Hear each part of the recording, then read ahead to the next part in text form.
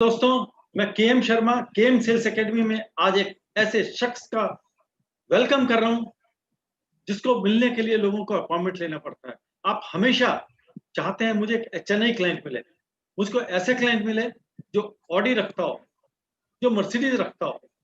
और आज मैं आपको एक एचएनआई इंश्योरेंस एजेंट मिलवा रहा हूं जिसने दोनों चीज को चला करके दिल की निकाली हुई है, जिसने ऑडी भी चलाई, मर्सिडीज भी ली, दोनों से एंजॉय किया। तो मिस्टर पंकज मेघानी जी, आज आपका बहुत दिल से मैं आपका बहुत वार्म वेलकम करता हूं। आप केएम सेल्स एकेडमी में आए, आपने टाइम दिया, मैं आपका बहुत बहुत शुक्रगुजार हूं। Thank you. पंकज जी, मैंने आपको अपने यूट्यूब व्यूअर के बताया था, उन सबको बताया कि आप आने वाले, तो बहुत लोग एक्साइटेड थे। बट पहले मैं आपसे आपकी जर्नी, कैसे इंश्योरेंस एजेंसी में आप आए, थोड़ा मैं आपके बारे में जानना चाहता हूँ। प्लीज बताइए। मैं इंश्योरेंस एजेंसी में 1980 में मेरे पिताजी एक्सपायर हो गए। जी, उस टाइम उनका इंश्योरेंस वगैरह कुछ भी नहीं था और वो Cooper engineering limited Satara road district Satara में जॉब कर रहे थे। 700-800 रुपया सैलरी थी। और उस टाइम मैं पुणे में जस्ट बिजनेस चालू किया था, इंडस्ट्रियल सप्लाई करके स्टेशनरी और केमिकल्स का। तो उसमें हार्डली जस्ट ग्रिप ही पकड़ रहा था। तो फादर एक्सपायर होने के बाद मैं 1981 में, उनका इंश्योरेंस नहीं था, इसलिए 1981 में मैरिज होने के बाद 1982 में लोगों को इंश्योरेंस बोलना चाहिए और बताना चाहिए कि उसकी अहमियत क्या है। वो हिसाब से मैंने इंश्योरेंस एजेंसी किया। मतलब आपके फादर का इंश्योरेंस नहीं था, आप उसकी नहीं वैल्यू था। उस समय समझ गए और आपने सोचा मैं बाकी दुनिया को बताऊं, भैया ये बहुत जरूरी चीज है, जरूर कीजिए। यस, तो एक क्योंकि तरीके उस से टाइम फादर एक्सपायर होने के बाद मेरे सिर पे मेरे और 2 सिस्टर और एक ब्रदर और मेरा खुद का, सबका मैरिज और एजुकेशन सबका बाकी था। वो सब जिम्मेदारी मेरे पे आई थी और ना उस टाइम हमारा घर था ना कुछ भी था। तो आपने सच में एक परेशानी महसूस की कि अगर काश पिताजी का एक अच्छा इंश्योरेंस होता तो आपके ऊपर एकदम इतनी बड़ी जिम्मेदारी नहीं होती। बराबर है। और ये जिम्मेदारी बाकी लोगों के ऊपर परेशानी ना, ये इंस्पायर होकर के आपने शुरुआत की। यस। तो जब आपने शुरुआत की, आप बता रहे हो सतारा से आप आए थे, आप पढ़ रहे थे, तो कैसे बिजनेस शुरू हुआ? आपके डीओ सर की हेल्प, आपने कोई तरीका अपनाया कि भाई मैं नए लोग ढूंढूं, क्या किया आपने? नहीं, मैं एक्चुअली 1975 73 से पुणे में आया था फॉर एजुकेशन पर्पस। लेकिन 2 साल पढ़ने के बाद मेरे को ध्यान में आया कि अबे अपना एजुकेशन में सक्सेस नहीं जाएगा और पिताजी अपने को सतारा बोले लेंगे, तो अगर सतारा गया तो अपना करियर कुछ नहीं होगा और पुणे में कुछ तो करियर कर पाएंगे। Yes yes. इसलिए मैं पुणे में सुदर्शन केमिकल इंडस्ट्रीज करके है, उधर जॉब के लिए अप्लाई किया और मेरा एक दूसरा दोस्त उसमें था, उन्होंने डायरेक्टर से बात करके मेरे को जॉब दिलवाया। उस टाइम मेरी सैलरी थी सिर्फ 200 रुपीज पर मंथ और हार्डली 2 या 3 महीने मैंने जॉब किया। मीन टाइम पिताजी जो पैसे भेजते थे वो मैं इकट्ठा करते था और सैलरी से भी कुछ रकम साइड में निकाला था। ऐसा करके मेरा एक दूसरा दोस्त है, उसके पिताजी फिलिप्स इंडिया में परचेस में थे। तो उन्होंने मेरे को सजेस्ट किया आप स्टेशनरी का बिजनेस करो और बैंकों में सप्लाई करो, वहां आपको इमीडिएट 4-8 दिन में पेमेंट भी मिल जाएगा और आप काम भी कर पाओगे। वो हिसाब से मैं स्टेशनरी का बिजनेस 11 जुलाई 77 से बिजनेस चालू किया। Okay okay okay. बट आपकी स्टोरी मुझे बड़ा इंस्पायर करती है क्योंकि मेरा आपसे बहुत पुराना परिचय है, कई बार मुलाकात हुई है आपका। दोस्तों, मैं जो मेरे YouTube व्यूअर हैं उनको बताना चाहता हूँ, हम चाहते हैं हमारा एक शानदार ऑफिस हो। मेघानी साहब ने 2-2 कमर्शियल ऑफिस बने हुए हैं और इनके जिस ऑफिस में बैठे हैं इसकी कीमत 1.5 करोड़ रुपया है। एक शानदार ऑफिस के अंदर मेघानी जी काम करते हैं, जहाँ प्रॉपर रिसेप्शन है, विजिटर आकर बैठेंगे, कॉन्फ्रेंस हॉल, हर चीज़ प्रॉपर की है। मीन्स इनको शौक है कि मैं अच्छा करूँ, तभी तो ऑडी और मर्सिडीज़ ली। तो ऐसे लोग हमें बहुत रास्ता बताते हैं कि हम बड़ा काम कैसे करें। सबसे बड़ी बात है इनकी एमडीआरटी, मुझे बहुत इंस्पायर करती है। एमडीआरटी के टाइम इनका एक्सीडेंट हो गया था और घर में बैठ करके बिस्तर पर रहकर इन्होंने एमडीआरटी करी। जरा उसके बारे में बताइएगा मेघानी साहब। एक्चुअली मैं जब उस टाइम जो मेरा इंडस्ट्रियल सप्लाई का बिजनेस जो है, जी, उस टाइम सुबह 7 बजे एक कंपनी की बस डेक्कन एरिया में आती थी और उस टाइम एचपी जो हिंदुस्तान एचपी है, एचपी जी, प्रोडक्ट, उसके प्रिंटर के कार्ट्रिजेस वो बस में वो ड्राइवर के पास मेरे को देने थे और वो मैं साइड में स्कूटर लगा के उनके पास देने गया। उनको पार्सल डिलीवर किया और क्रॉस किया, तो इतने में सामने से 2 व्हीलर स्कूटर जोर से आके मेरे को ठोक दिया और मेरा पांव पूरा फ्रैक्चर हो गया। दो ऐसे ऐसा ये होता था और उस टाइम मैं इमीडिएट हॉस्पिटल में गया, खुद होके गया, किसी को बोला नहीं। हॉस्पिटल में जाने के बाद घर पे मैसेज दिया ऐसा ऐसा हुआ है और फिर घर पे सब आए। तो बिस्तर में रह करके, घर में बैठ करके आपने एमडीआरटी कैसे करी? ये तो बहुत दिलचस्प चीज़ है। ये मेरा एक्सीडेंट हुआ था नवंबर 2001 में ठीक, और उस टाइम धीरे धीरे मैं स्क्रचेस पे चालू किया था इधर ओके, उधर जाना। जी, तो वंस जनवरी 2000 मेरे ख्याल से 3 या 4 तारीख होगी, जी, अ, मैं ब्रांच में गया था। नहीं, जनवरी नहीं, दिसंबर में 15 दिन रहे थे और उस टाइम ब्रांच में गया था। तो ब्रांच मैनेजर को मेरा ये मालूम था कि जी, कितना कैपेसिटी है, तो उन्होंने ओके, बोला अरे जीवन श्री बंद हो रहा है। जी, मैं चक्रा गया, वहां से सीधा घर पे न जाते हुए मेरा पाटिल प्लाजा में जो जूना ऑफिस है वहां जाके मैं पूरा लिस्ट बनाया। सिर्फ 25 से 30 लोगों का लिस्ट बनाया और लोगों को जीवन श्री देना है करके डिसाइड किया और वो लोगों को फोन करके बोल दिया ऐसा ऐसा है, आप अपने को ये प्लान लेना है जी, जी, और आपको मैं पेपर्स भेज दूंगा, उसके ऊपर साइन कर देना और मैं हमारे आदमी को चेक दे देना और आप ये जगह जाके आपका मेडिकल पूरा कर लेना और पॉलिसी कंप्लीट हो जाएगा। कहीं कहीं मैं टोटली स्पेशल रिपोर्ट के अगेंस्ट रहा उस टाइम, क्योंकि अगर वो करने जाता तो मेरा होता नहीं था। 5 लाख 6 लाख जो भी है मिनिमम ओनली यस, मेडिकल पे, उस पर ध्यान दिया और वो पॉलिसीज कंप्लीट किया।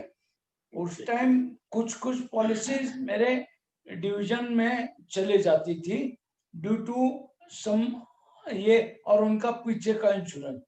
तो उस टाइम मैनेजर एनबी लोबो करके थे ओके, और जब मैं जाता तो ये मेरे सामने ऐसे बड़े बड़े गट्ठे दिखाई देते थे सिर्फ जीवन श्री पॉलिसीज के। जी, जी, जी, तो उसमें से अभी मेरा प्रपोजल कहाँ है, मेरे को कैसे मालूम पड़ेगा? बिल्कुल, तो मैं ढूंढता था, स्क्रचेस साइड में रख के एक जगह बैठ के उसमें।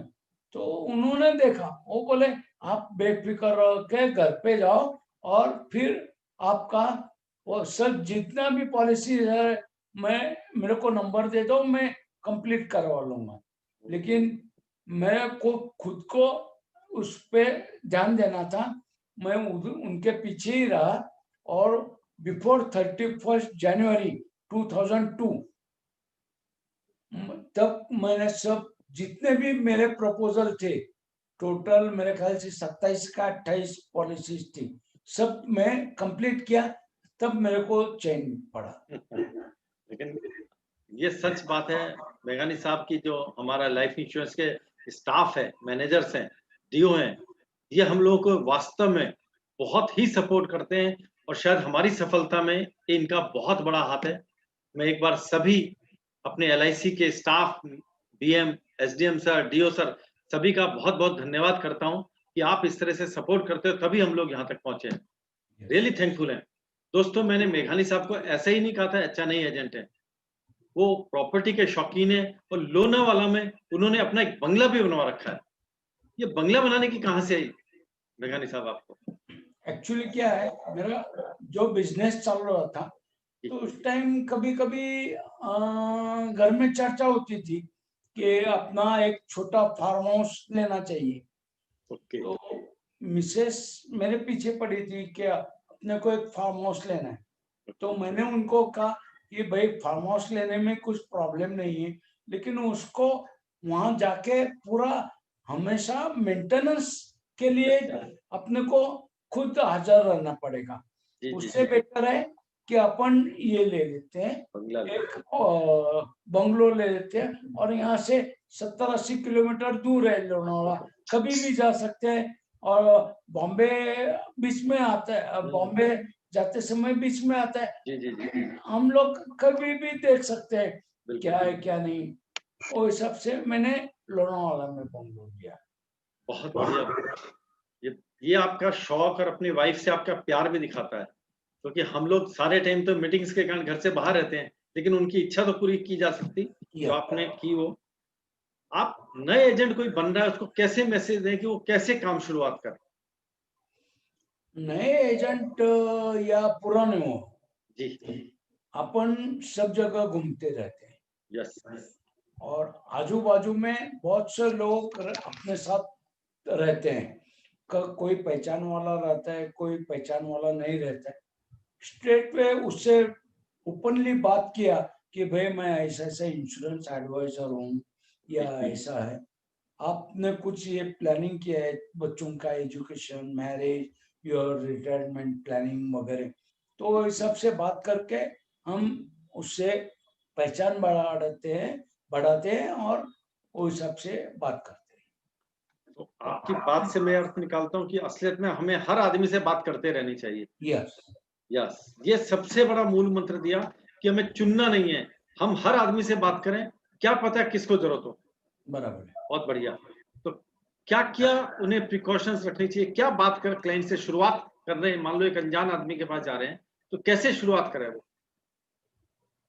कुछ नहीं, अपना जो मैंने आपको एक ये दिया था बीच में, मेरे पास यहाँ होगा अभी, जी, मैं आपको कोई आपने अपनी प्रोफाइल बनवा रखी हो? प्रोफाइल बनाया है, अच्छा, वो प्रोफाइल मैंने सबको देता हूँ।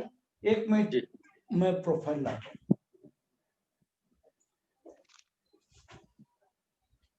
आप लोग प्रोफाइल दोस्तों, आज जिन पंकज मेघानी जी को मैं आपसे मिलवा रहा हूँ, वो शख्सियत 200 रुपए की सैलरी से खड़े होकर के आज 1.5 करोड़ का तो ऑफिस, फ्लैट्स, 1-2 फ्लैट नहीं है। इनके पास इन्होंने 1984 में एक फ्लैट लिया, फिर उसके साथ का फ्लैट खरीद के उसको बड़ा कर लिया। 1995 में एक ऑफिस खरीदा कमर्शियल जगह पर। 2005 में ऑडी खरीदी, 2010 में लोनावाला में बंगला खरीदा, फिर 13 में फ्लैट खरीदा। इनको शौक है। यस, यस मेघानी साहब।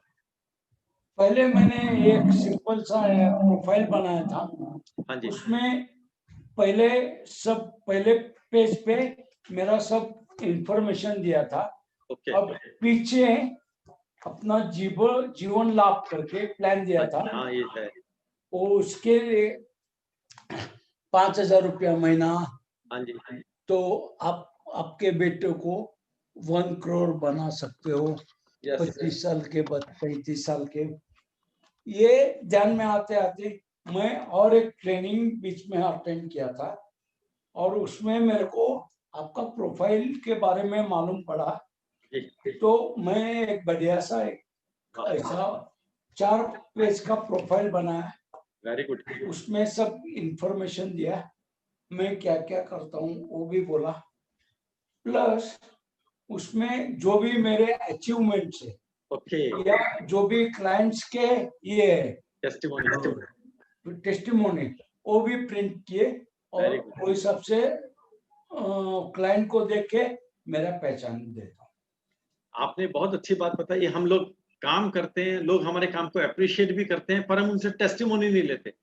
तो मैं सभी अपने एजेंट्स भाइयों को कहूंगा, जब आप काम करते हो तो उनसे टेस्टिमोनी लीजिए, उनसे वीडियो टेस्टिमोनी लीजिए, उनसे लेटर लीजिए।